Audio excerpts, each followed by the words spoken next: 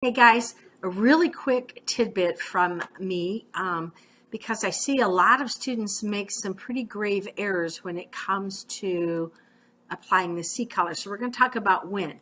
Now, in your trauma assessment sheet, it says during that scene size up right here, before we ever get to the patient, to consider stabilizing the spine.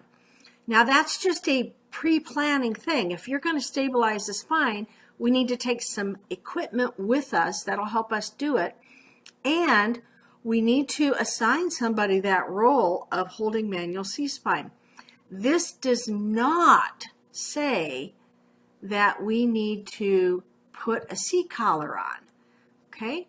There's nothing a C-collar is going to do that manual stabilization will not.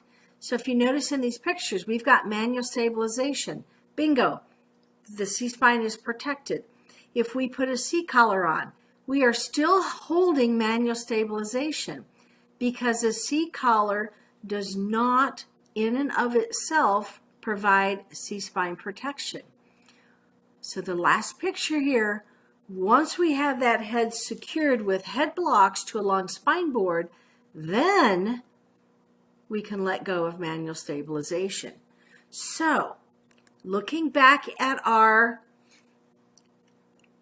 trauma assessment sheet, consider stabilizing the spine. We have not yet gotten down through our ABCs. We don't even know if this patient's breathing. Do you want to be dinking around sizing a C-collar when you don't know if you should be breathing for this patient or not? So think about your priorities as you're stepping into this. Considering stabilization of the spine does not mean the same thing as put on a C-collar. It simply means that. Do I need to have somebody hold the C-spine? That's it. Okay, then as we go down through here, once we arrive to the patient, we want to know level of consciousness. We want to know what's their chief complaint, if indeed they have one, or are they unresponsive totally. And then we want to look at those ABCs, airway, breathing, and circulation, because that's absolutely when the life threats are going to be found, not by putting on a C-collar.